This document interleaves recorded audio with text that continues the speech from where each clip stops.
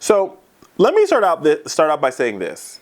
For all those folks out there who believes all lives matter, if you really, really, really believe that all lives matter, then you should not be upset or think that, or compare the Black Lives Matter movement to Nazism or anything else, because all the Black Lives Matter movement is saying is, yes, if all lives matter, that means Black Lives Matter, right? But I digress, because once again, we are still having this discussion about police brutality. After all we have seen, after Eric Garner, after Walter Scott, the list is long, after Rekia Boyd, Sandra Bland, I can go on and on. We are still having a conversation about police brutality. And tonight, that conversation is taking us to Savannah, Georgia, where a jury acquitted 2 former sheriff deputies of involuntary manslaughter after, and this is the death of Matthew Ajibade. He's 22. He died from blunt force trauma after he was tased several times while being strapped down in a restraint chair.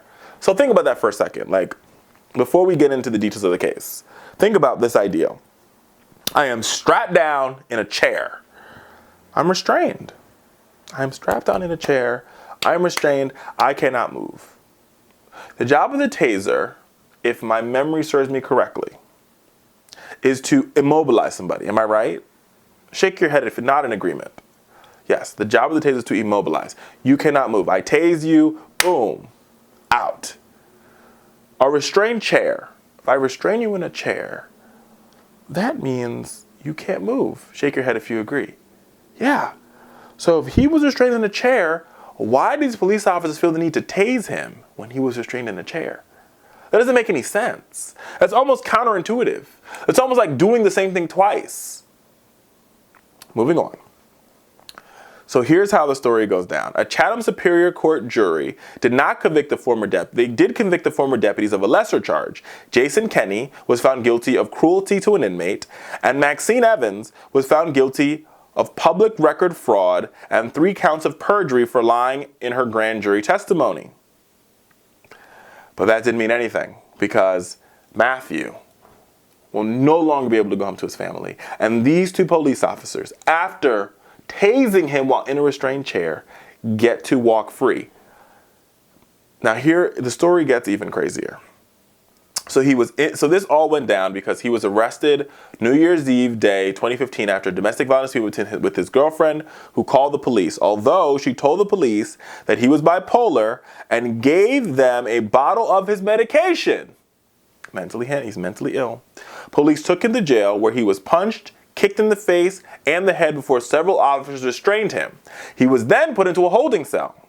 He was stripped to his undergarments, handcuffed to a restraint chair, a camera attached to a taser, which automatically recorded when the device was on, showing this individual screaming as he was stunned multiple times in his genitalia.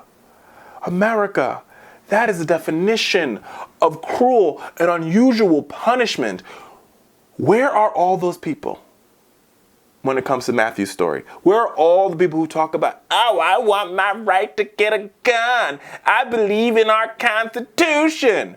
What happened to Matthew was the highest form of cruel and unusual punishment. But those people tonight, America, are silent. All lives matter. But Matthew's life did not matter to you people. It did not matter to that jury. America, our country is falling apart. And it's not because of the Black Lives Matter movement. Our country is falling apart because of excessive, blatant police force and patterns of bias in our justice system that some people have taken sticks, broken them, and put them in their ears. And they refuse to hear stories like Matthew's. If you believe in the Constitution, if you're a believer in the Constitution, America, then this story should make you want to boil. You should be boiling.